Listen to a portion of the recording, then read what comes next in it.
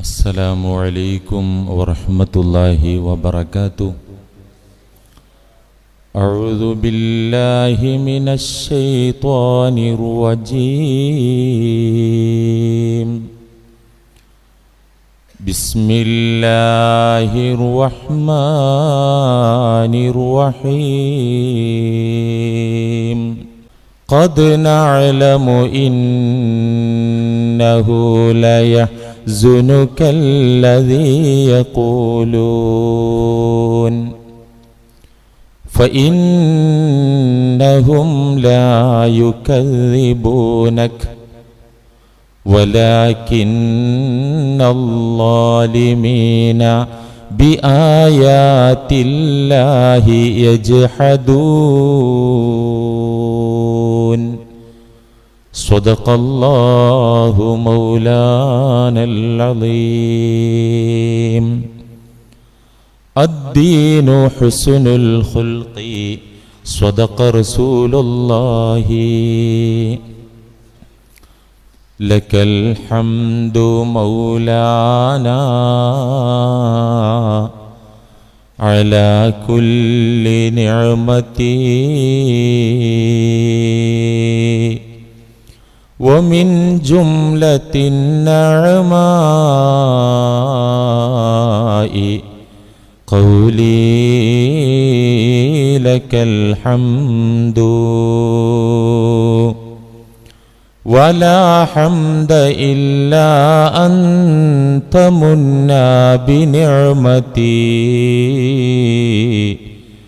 فسبحان لا يقوى على حمدك العبد.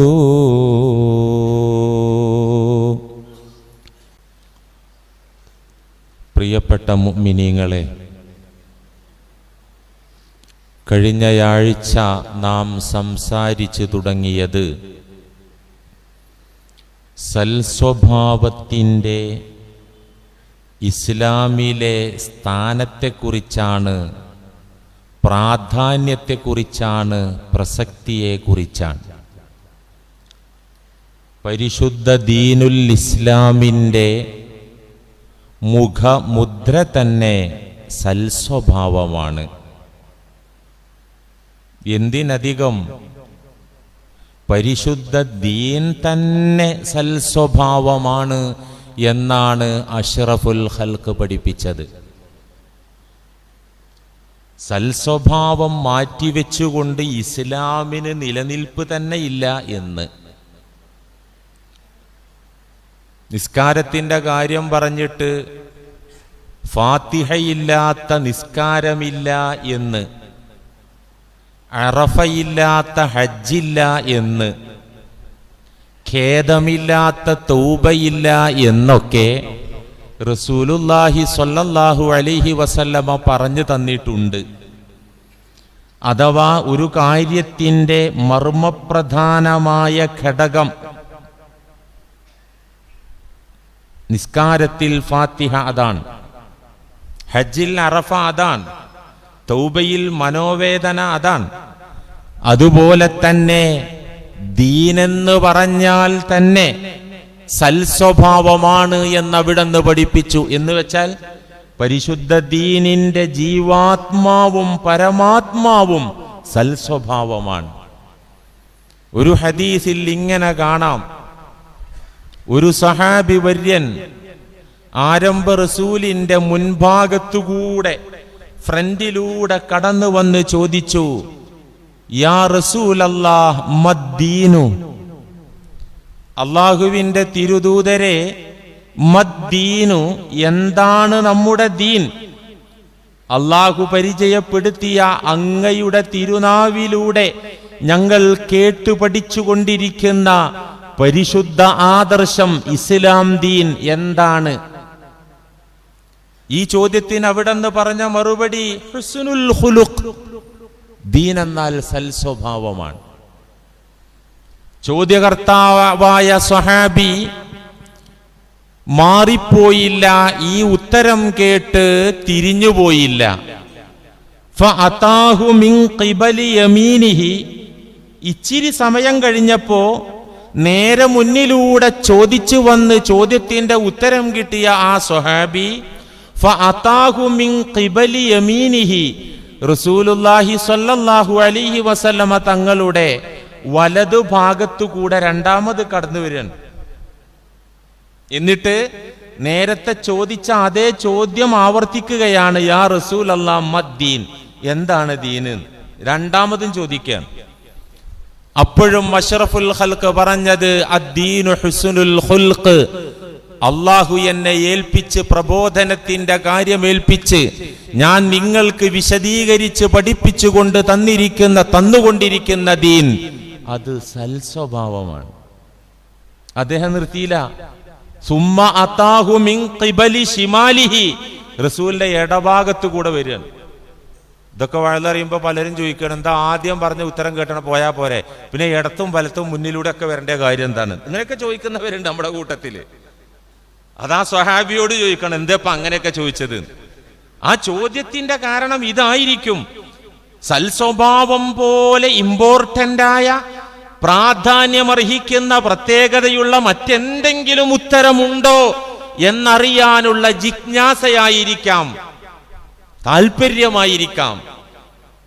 2 തവണ ഉത്തരം കിട്ടിയ സ്വഹാബി ഇടതുവശത്തുകൂടെ വന്ന് ചോദിക്കുകയാണ്, മദ്ദീൻ, എന്താണ് ദീൻ? അപ്പോഴും പറഞ്ഞു ഹുസ്നുൽ ഖുലുഖ്, സൽസ്വഭാവമാണ്. അദ്ദേഹം പിന്മാറിയില്ല. സുമ്മ അതാഹു മിൻ ഖിബലി വറാഇഹി,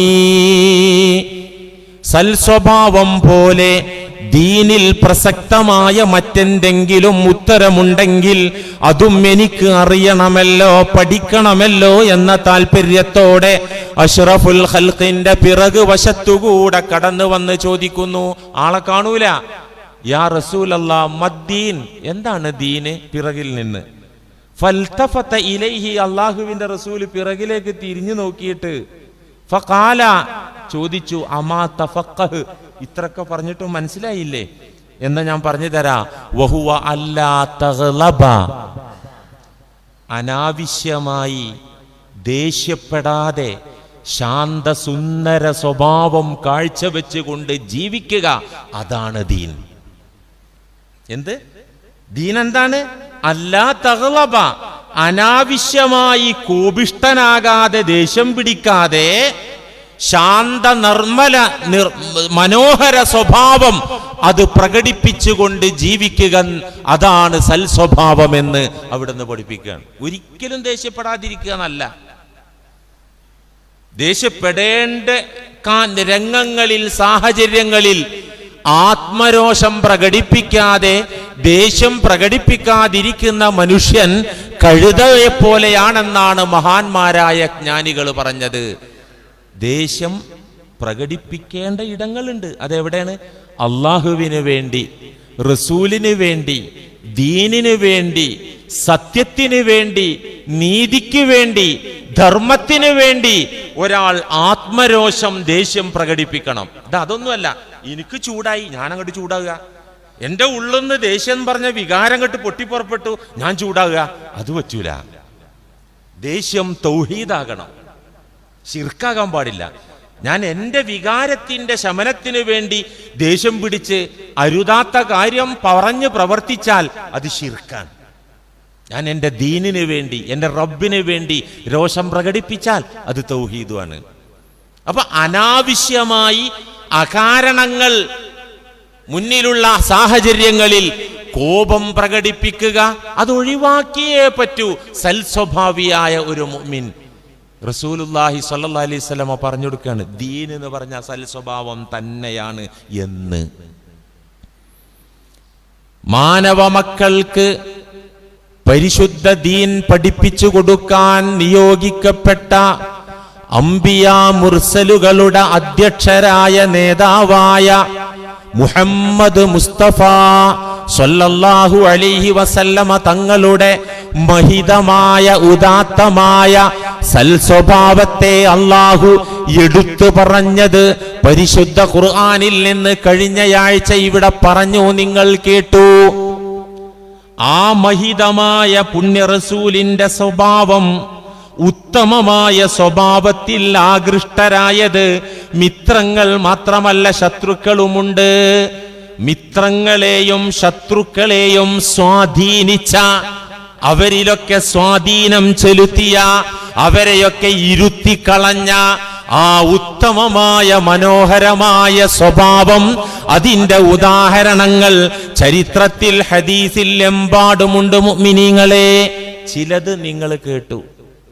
എത്രത്തോളം അഷ്റഫുൽ ഖൽഖിനെ റസൂലുള്ളാഹി സ്വല്ലല്ലാഹു അലൈഹി വസല്ലമ തങ്ങളെ ചതിപ്രയോഗത്തിലൂടെ വധിച്ചു കളയാൻ കച്ചകെട്ടി ഇറങ്ങിയ കൊടും ഭീകരനായ മനുഷ്യൻ പോലും ആ മഹിതമായ സ്വഭാവത്തിൽ ആകൃഷ്ടരായിട്ട്, ആ മനോഹരമായ സുസ്മേരവദനം കണ്ട്, പുഞ്ചിരി നിറഞ്ഞ പൂമുഖം കണ്ട്, അവിടത്തെ കരസ്പർശം ഏറ്റുവാങ്ങിയ ഒറ്റക്കാരണത്താൽ ശത്രുത മാറ്റി മിത്രമായി എന്ന് മാത്രമല്ല, കൊടും ഭീകരനായ മനുഷ്യൻ ആത്മമിത്രമായി മാറി എന്ന് മാത്രമല്ല, മഹാനായ സ്വഹാബിവര്യനായി മാറിയ ചരിത്രം നമുക്ക് മുന്നിലുണ്ട്.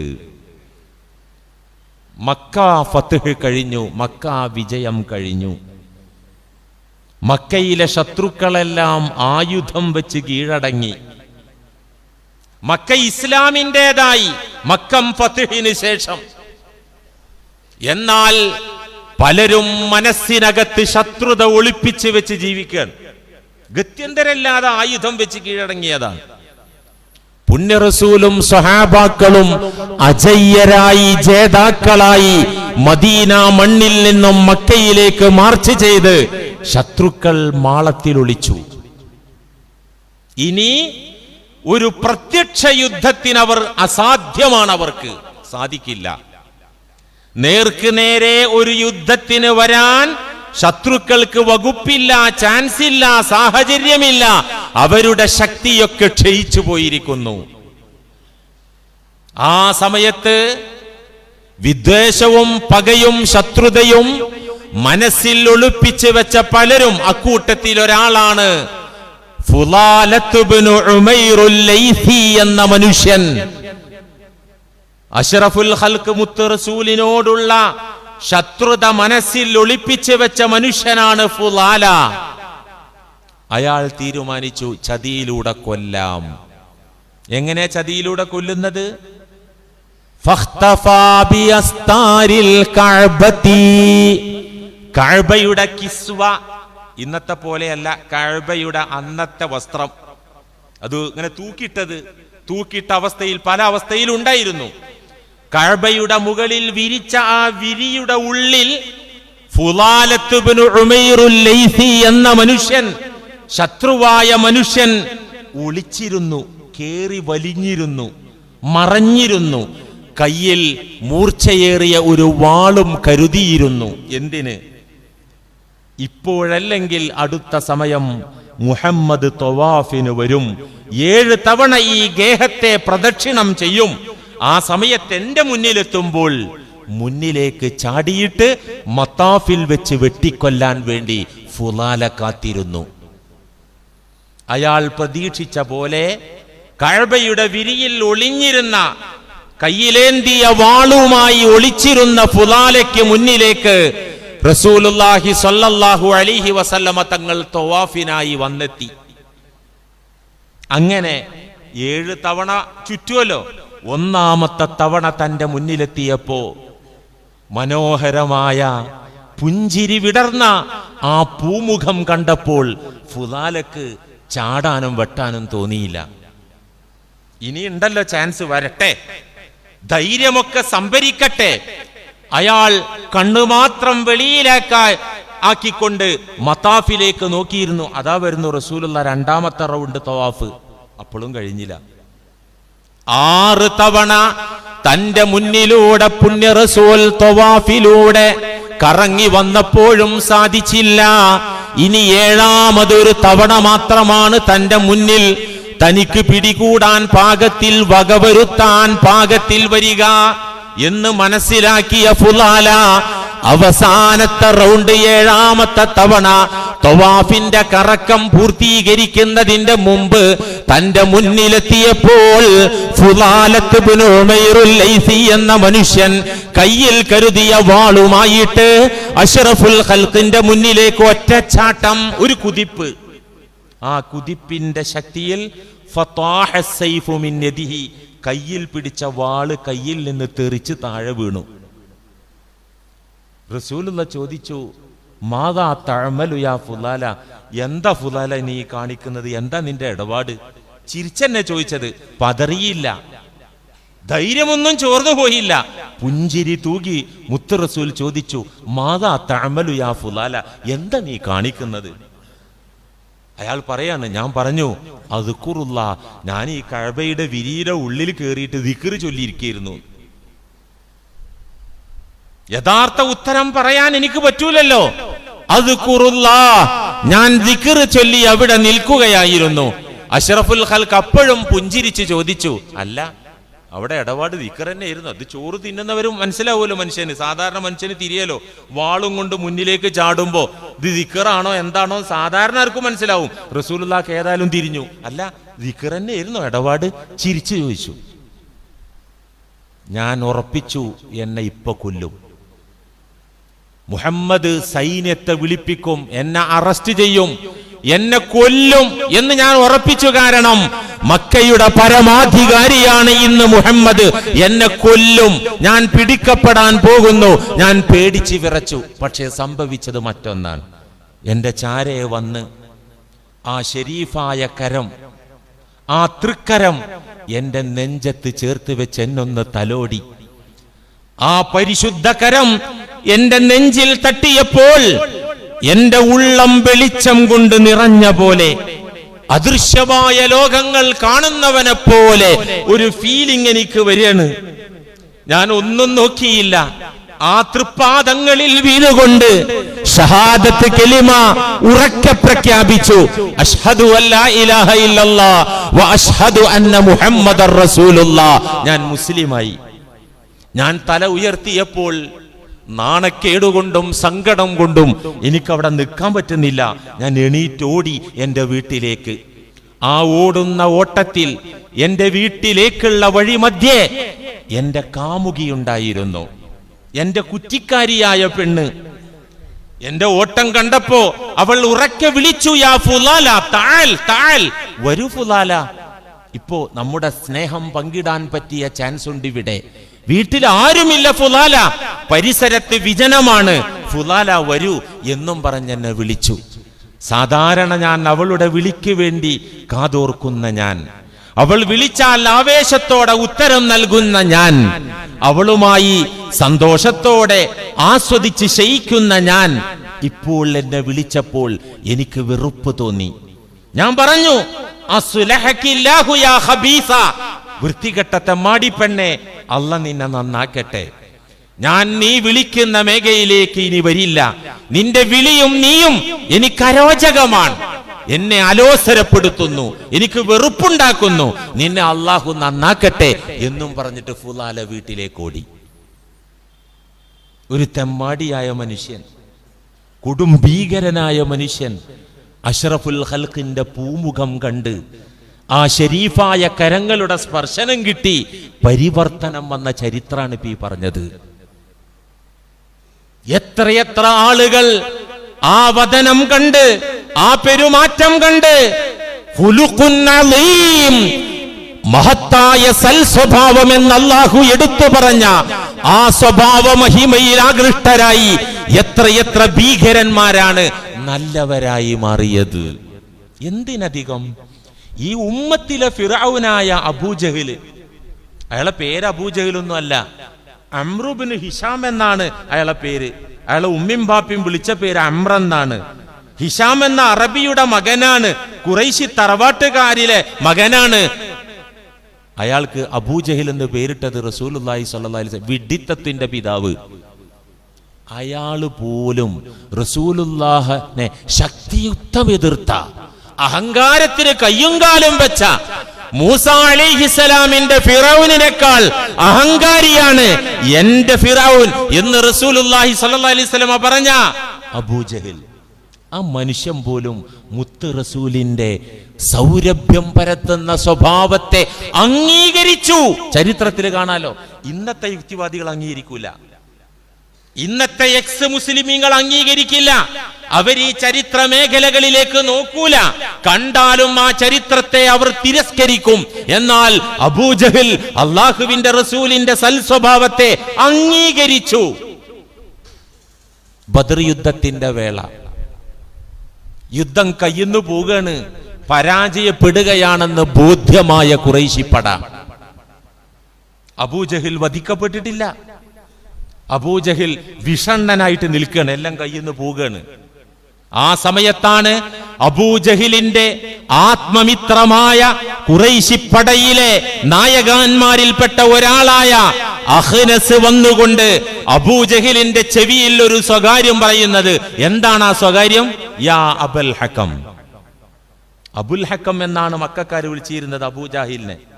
അബുൽ ഹക്കം, നമ്മൾ മക്കക്കാരല്ലേ, നമ്മൾ സംസം കൈകാര്യം ചെയ്യുന്നവരല്ലേ, നമ്മൾ കഅബ മന്ദിരത്തിന്റെ കില്ല പിടിച്ച് പ്രാർത്ഥിച്ചു വന്നവരല്ലേ, എന്നിട്ടെന്തുകൊണ്ട് നാം പരാജയം മണക്കുന്നു? അബുൽ ഹക്കം, നമ്മൾ മക്കക്കാരാ, സംസം വെള്ളം കൈകാര്യം ചെയ്യുന്ന വിശുദ്ധരാ.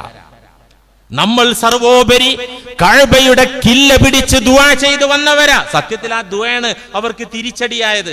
എന്താ അവർ ദുആ ചെയ്തത്? ബദറിലേക്ക് മക്കക്കാർ പുറപ്പെടുമ്പോൾ കഅബയുടെ കില്ല പിടിച്ച് പ്രാർത്ഥിച്ച പ്രാർത്ഥന എന്താ? ചരിത്രത്തിൽ കാണാം. അവരെ പ്രാർത്ഥന ആത്മാർത്ഥതയുള്ള പ്രാർത്ഥനയായിരുന്നു. അല്ലാഹുമ്മൻസുർ അഅലൽ ജുൻദൈൻ വഅഹ്ദൽ ഫരീഖൈൻ വഅഫ്ളലദ് ദീനൈൻ അല്ലാഹുമ്മ അയ്യുൽ ഫരീഖൈനി അഹബ്ബു ഇലൈക ഫൻസുർഹും യാ അല്ലാഹ്. ആരാ ദുആ ചെയ്യുന്നത്? ബദറിലേക്ക് പുറപ്പെട്ട ഖുറൈശി പട കഅബാലയത്തിന്റെ തിരുമുറ്റത്ത് വന്ന് കിസ്വ പിടിച്ചുകൊണ്ടവർ ദുആ ചെയ്യാൻ. അല്ലാഹുമ്മ, അല്ലാഹുവേ, ഉൻസുർ, നീ സഹായിക്കണം. ആരെ സഹായിക്കണം? അഅലൽ ജുൻദൈൻ, രണ്ട് ഭടന്മാരാണ്, രണ്ട് സൈന്യമാണ് ഏറ്റുമുട്ടാൻ പോകുന്നത്. രണ്ട് സൈന്യത്തിൽ അഅലൽ ജുൻദൈൻ, ഏറ്റവും മികച്ചു നിൽക്കുന്ന സൈന്യത്തെ നീ സഹായിക്കണം.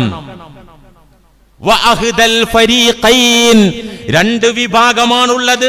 ആ രണ്ട് വിഭാഗത്തിൽ യഥാർത്ഥത്തിൽ നേർവഴിയിലുള്ള വിഭാഗമാരോ അവരെ സഹായിക്കണം. അല്ലാഹ് വഅഫ്ളലദ് ദീനൈൻ, രണ്ട് ആദർശങ്ങൾ തമ്മിലാണ് മാറ്റുരക്കാൻ പോകുന്നത്, രണ്ട് ആദർശങ്ങൾ തമ്മിലാണ് യുദ്ധം നടക്കാൻ പോകുന്നത്. ആ രണ്ട് ദീനുകളിൽ അഫ്ളലായ ദീനേതോ അതിനെ സഹായിക്കണമേ അല്ലാഹ്. തുടർന്ന് പ്രാർത്ഥിക്കാണ്, അല്ലാഹുമ്മ അയ്യുൽ ഫരീഖൈനി അഹബ്ബു ഇലൈക ഫൻസുർഹും, ഈ രണ്ട് സംഘത്തിൽ നിനക്ക് ഏറ്റവും ഇഷ്ടപ്പെട്ട സംഘമേതോ? അവരെ ദുആ എത്ര കറക്റ്റാ? അയ്യുൽ ഫരീഖൈനി അഹബ്ബു ഇലൈക, രണ്ട് സംഘമാണ് നേർക്ക് നേരെ വരുന്നത്, അതിൽ നിനക്ക് ഏറ്റവും പ്രിയപ്പെട്ട സംഘമാരോ അവരെ സഹായിക്കണമേ അല്ലാഹ്. ആ ദുആനെ അല്ലാഹ് കബൂലാക്കിയത്. അങ്ങനെ കയ്യിന്ന് പോയപ്പോ അഖ്നസ് എന്ന് പറയുന്ന ഖുറൈശി മൂപ്പൻ അവരെ നേതാവായ അബൂജഹലിനോട് വന്ന് ചോദിക്കുകയാണ്, അബുൽ ഹക്കം, ഞാനൊരു കാര്യം ചോദിച്ചോട്ടെ, സത്യം പറയണ എന്നോട്. ആരും ഇത് കേൾക്കാനില്ല, ഞാൻ സ്വകാര്യമായിട്ടാ ചോദിക്കുന്നത്, താങ്കൾ സ്വകാര്യമായി ഉത്തരം പറഞ്ഞാൽ മതി, എനിക്കൊരു ചോദ്യത്തിന് ഉത്തരം കിട്ടണം. സംഗതി കയ്യിന്ന് പോവാണ്. സത്യത്തിൽ ഈ മുഹമ്മദിന്റെ കയ്യിൽ എന്തെങ്കിലും സത്യം ഉണ്ടോ? എന്താ അയാൾ ചോദിച്ചത്? അഖ്നസ് ചോദിച്ചത് എന്താ അബൂജഹലിനോട്? അഖ്ബിർനി അൻ മുഹമ്മദിൻ സ്വാദിഖുൻ അം കാദിബുൻ, എനിക്ക് മുഹമ്മദിനെ കുറിച്ചൊന്ന് പറഞ്ഞു തരണം. സ്വാദിഖുൻ, സത്യത്തിൽ അയാൾ സത്യവാനാണോ? അം കാദിബുൻ, അതോ കള്ളനാണോ? ഇതിന് ഉത്തരം കിട്ടണം. ഇതാരും കേൾക്കൂല, സത്യം പറയണം. ഫഖാല, അബൂജഹൽ കൊടുത്ത മറുപടി, വല്ലാഹി ഇന്ന മുഹമ്മദൻ ലസ്വാദിഖുൻ വമാ കദബ മുഹമ്മദുൻ ഖത്തു, എന്റെ അറിവ് അല്ലാഹുവിനെ തന്നെയാണ് സത്യം, തീർച്ചയായിട്ടും മുഹമ്മദ് പരമസത്യസന്ധൻ തന്നെ. വമാ കദബ മുഹമ്മദുൻ ഖത്തു, എന്റെ അറിവിൽ മുഹമ്മദ് ഒരിക്കലും കളവ് പറഞ്ഞിട്ടേയില്ല. കാര്യമതാണ്, സത്യമതാണ്. പക്ഷേ നബുവത്തും അധികാരവും മുഹമ്മദ് കയ്യിലേന്തിയാൽ ഖുറൈശി നേതാക്കളായ നാം അപമാനിതരായി അയാളുടെ അണികളായി ജീവിക്കേണ്ടി വരുമല്ലോ. അതുകൊണ്ട് തോറ്റെടുക്കാൻ പറ്റൂല. അധികാര പ്രശ്നം അന്നും അധികാര പ്രശ്നം, ഇന്നും അധികാരമാണ് പ്രശ്നം. കേരളത്തിൽ വിഭാഗീയതയും വർഗീയതയും വളരുന്നുണ്ടോ? അതിന്റെ പിന്നിൽ അധികാരമാണ്. ഇന്ത്യ മഹാരാജ്യത്തിന്റെ മതേതര സ്വഭാവം കൊല ചെയ്യപ്പെടുന്നുണ്ടോ? ഇവിടെ അക്രമം നടക്കുന്നുണ്ടോ? അനീതി നടക്കുന്നുണ്ടോ? അധികാരാണ് പ്രശ്നം. നുബുവത്തും അധികാരമൊക്കെ മുഹമ്മദ് കൊണ്ടുപോയാല് നമ്മൾ ഇവിടെ നാണം കെടൂലേ? അതുകൊണ്ട് തോറ്റെടുക്കാൻ പറ്റൂല. എന്നിട്ട് അയാൾ ഒരു സ്റ്റേറ്റ്മെന്റ് ഇറക്കാണ്, ഇന്നാലാ നുകദ്ദിബു ബിമുഹമ്മദ് വലാകിൻ നുകദ്ദിബു ബിമാ ജാഅ ബിഹി. നമ്മൾ ഒരിക്കലും മുഹമ്മദിനെ എതിർക്കുന്നില്ല, നിരാകരിക്കുന്നില്ല, നിഷേധിക്കുന്നില്ല. അദ്ദേഹത്തിന്റെ വ്യക്തിത്വത്തെയോ സൽസ്വഭാവത്തെയോ കുലമഹിമയെയോ നമ്മൾ തരം താഴ്ത്തി കാണുന്നില്ല, നമ്മൾ നിഷേധിക്കുന്നില്ല. വലാകിൻ നുകദ്ദിബു ബിമാ ജാഅ ബിഹി. ആ ആദർശത്തോടാണ് നമുക്ക് എതിർപ്പുള്ളത്, നിഷേധമുള്ളത്. റസൂലുള്ളാഹി കേട്ടു. എന്നെ അവർ അംഗീകരിക്കാൻ തയ്യാറാ, പക്ഷേ ഞാൻ പറയുന്ന ആദർശം അവർ അംഗീകരിക്കാൻ തയ്യാറല്ല. നമ്മളാണെങ്കിൽ മുസ്ലിയാരൊക്കെ നല്ലതാണ്, പക്ഷെ പറയുന്നത് അത്ര എനിക്ക് സന്തോഷം വരുമോ, ഞാൻ നല്ലവനാണല്ലോ. റസൂലുള്ളാഹിക്ക് ഇത് കേട്ടപ്പോ ദുഃഖായി, വേദനയായി. മനസ്സിൽ അങ്ങേയറ്റം ഖേദിച്ചുകൊണ്ട് വേദനിച്ചുകൊണ്ട് നിലകൊള്ളുന്ന അഷ്റഫുൽ ഖൽഖിനെ ആശ്വസിപ്പിച്ചുകൊണ്ട് അവതരിച്ച സൂക്തമാണ് സൂറത്ത് അൻആമിന്റെ 33-ാമത്തെ ആയത്ത്. ഖദ് നഅലമു ഇന്നഹു ലയഹ്സുനുകല്ലദീ യഖൂലൂൻ. നബിയെ അങ്ങ് ദുഃഖിക്കണ്ട, അവരെ ഡയലോഗ് കേട്ട്, അവരെ പ്രഖ്യാപനം കേട്ട്. തങ്ങൾ അംഗീകരിക്ക, തങ്ങൾ പറയുന്ന ആദർശം അംഗീകരിക്കൂല എന്നല്ലേ അവർ പറയുന്നത്. ഖദ് നഅലമു, തീർച്ചയായിട്ടും നാം അറിയുന്നുണ്ട്. ഇന്നഹു ലയഹ്സുനുകല്ലദീ യഖൂലൂൻ, അവരുടെ ആ വാക്ക് തങ്ങളെ വേദനിപ്പിച്ചിട്ടുണ്ട്, മാനസികമായി ദുഃഖിപ്പിച്ചിട്ടുണ്ട് എന്ന് തീർച്ചയായിട്ടും നമുക്കറിയാം. ഫഇന്നഹും ലാ യുകദ്ദിബൂനക, ഈ ഖുറൈശി കൂട്ടം തങ്ങളെ അങ്ങയെ ഒരിക്കലും കളവാക്കുന്നില്ല, അങ്ങയുടെ മഹത്വത്തെ അവർ ഇടിച്ചു താഴ്ത്തുന്നില്ല, അങ്ങയെ നിഷേധിക്കുന്നില്ല. വലാകിന്നല്ലാലിമീന ബിആയാതില്ലാഹി യജ്ഹദൂൻ. പക്ഷേ അക്രമികളായ ഈ ജനത ദൈവിക ദൃഷ്ടാന്തങ്ങളെയാണ് പുച്ഛിച്ചു തള്ളുന്നത്, നിഷേധിക്കുന്നത്. പരിശുദ്ധ ഖുർആൻ നോക്കൂ നിങ്ങൾ. ഇസ്ലാം പുൽകാത്ത, ഇസ്ലാമിനെ എതിർക്കുന്ന, തൗഹീദിന്റെ മഹിതമായ ആദർശത്തെ പുച്ഛിച്ചു തള്ളുന്ന ആളുകൾ പോലും, സാക്ഷാൽ അബൂജഹൽ പോലും മുഹമ്മദുർ റസൂലുള്ളാഹി സ്വല്ലല്ലാഹു അലൈഹി വസല്ലമ തങ്ങളുടെ ഉന്നതമായ വ്യക്തിത്വത്തെ ആദരവോടെ കണ്ടു, സൽസ്വഭാവത്തെ മാനിച്ചു, സത്യസന്ധതയെ അംഗീകരിച്ചു എന്നത് നമുക്കുള്ളൊരു ഗുണപാഠമാണ്. അതുകൊണ്ട് മൂവാറ്റുപുഴക്കാരായ വിശ്വാസികളെ, എന്റെ പ്രിയപ്പെട്ട സഹോദരന്മാരെ, നമ്മളാ നേതാവിന്റെ അനുയായികളാണെങ്കിൽ, യഥാർത്ഥ അനുയായികളാകണമെങ്കിൽ, ആ നേതാവിന് ഇഷ്ടപ്പെട്ട പ്രിയപ്പെട്ട പാർട്ടിക്കാരാകണമെങ്കിൽ, ആ നേതാവിന്റെ കൂടെ നമ്മൾ ഉണ്ടാകണമെങ്കിൽ, നാളെ പരലോകത്ത് ആ നേതാവിന്റെ അനുയായികൾ എന്ന വിധത്തിൽ ആ നേതാവിന്റെ കീഴിൽ മഹ്ശറ ലോകത്തേക്ക് കടന്നു വരാൻ സാധിക്കണമെങ്കിൽ, ആ നേതാവിന്റെ പാർപ്പിടം സ്വർഗത്തിൽ എവിടെയാണോ ആ പാർപ്പിടത്തിന്റെ ചാരത്ത് പാർക്കാൻ നമുക്ക് സാധിക്കണമെങ്കിൽ മിനിമം ഒരു യോഗ്യത ഞാനും നിങ്ങളും ആർജിച്ചേ പറ്റൂ. അതെന്താണ്? നമ്മളും സൽസ്വഭാവികളാവുക. ഇതന്നെയാണ് അല്ലാഹുവിന്റെ റസൂൽ പറഞ്ഞത്. അവിടുന്ന് പറഞ്ഞു, ഇന്ന അഹബ്ബകും ഇലയ്യ വഅഖറബകും മിന്നി മജ്ലിസൻ യൗമൽ ഖിയാമ. ശ്രദ്ധിക്കണേ, ഇന്ന അഹബ്ബകും ഇലയ്യ, എന്റെ ഉമ്മത്തെ, എന്റെ സമുദായമേ, എന്റെ ജനതയെ, ലോകാവസാനം വരെ വരാനിരിക്കുന്ന എന്റെ ഉമ്മത്തിലെ മെമ്പർമാരെ, ഇന്ന അഹബ്ബകും ഇലയ്യ, നിങ്ങളുടെ കൂട്ടത്തിൽ ഏറ്റവും എനിക്ക് പിരിശപ്പെട്ടവർ, തൃപ്തിപ്പെട്ടവർ,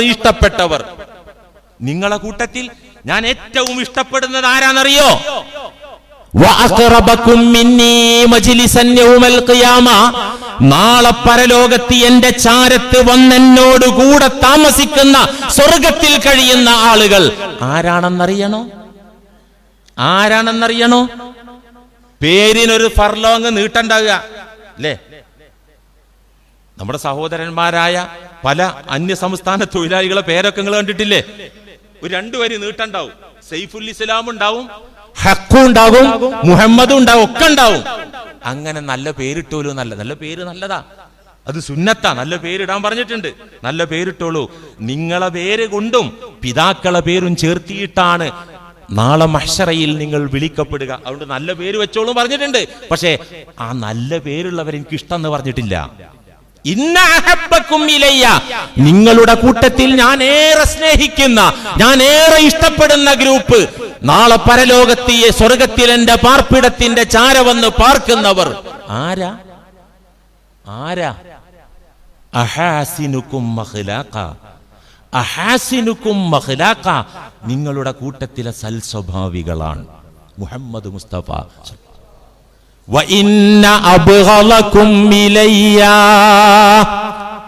വഅബ്അദകും മിന്നീ ഫിൽ ആഖിറ, എന്റെ സമുദായത്തിലെ മെമ്പർമാരിൽ എനിക്കേറ്റവും വെറുപ്പുള്ള, എനിക്കേറ്റവും ശത്രുതയുള്ള, ഞാൻ അങ്ങേയറ്റത്തെ വെറുപ്പോടെ കാണുന്ന ഗ്രൂപ്പ് ആരാന്നറിയോ? വഅബ്അദകും മിന്നീ ഫിൽ ആഖിറ, പരലോകത്ത് നാളെ എന്റെ അയലത്ത് പോലും വരാൻ പറ്റാത്ത നിർഭാഗ്യവാന്മാരായ ഞാനേറെ വെറുക്കുന്ന കൂട്ടരാരാന്നറിയോ? അസാബിഉകും മഖ്ലാഖ, നിങ്ങളുടെ കൂട്ടത്തിലെ ദുസ്വഭാവികളാണെന്നും റസൂലുള്ളാഹി സ്വല്ലല്ലാഹി അലൈഹി വസല്ലം പറഞ്ഞിട്ടുണ്ട്. അതുകൊണ്ട് ഇപ്പൊ നമ്മളൊരു തീരുമാനത്തിലെത്തണം. എന്ത്? ഞാൻ എൻ്റെ ദുസ്വഭാവങ്ങൾ മാറ്റി സൽസ്വഭാവിയാകാൻ പ്രതിജ്ഞ എടുക്കുന്നു. നമ്മൾ പ്രതിജ്ഞ എടുത്തേ പറ്റൂ. ഇത് ലാഭക്കച്ചവട. സൽസ്വഭാവിയായി മാറിയാല് ഞാൻ പറഞ്ഞല്ലോ കഴിഞ്ഞ ആഴ്ച, കുടുംബത്തിൽ നമ്മൾ നല്ലവരാവും, ബിസിനസ്സിൽ നമ്മൾ നല്ലവരാവും, തൊഴിലിടങ്ങളിൽ നമ്മൾ നല്ലവരാകും, ഈ ലോകത്ത് നമ്മൾ നല്ലവരാകും, നല്ലവരായി മരിക്കാൻ പറ്റും, നല്ലവരോടുകൂടെ പരലോകത്ത് വരാൻ പറ്റും. അള്ളാഹു തൗഫീഖ് നൽകട്ടെ. ദുസ്വഭാവം നമ്മൾ മാറ്റുക, സൽസ്വഭാവികളായി മാറുക. അതിനുള്ള വഴികൾ ഇൻഷാ അല്ലാഹ് തുടർന്നുള്ള സംസാരത്തിൽ നമുക്ക് തുടർന്ന് പറയാം.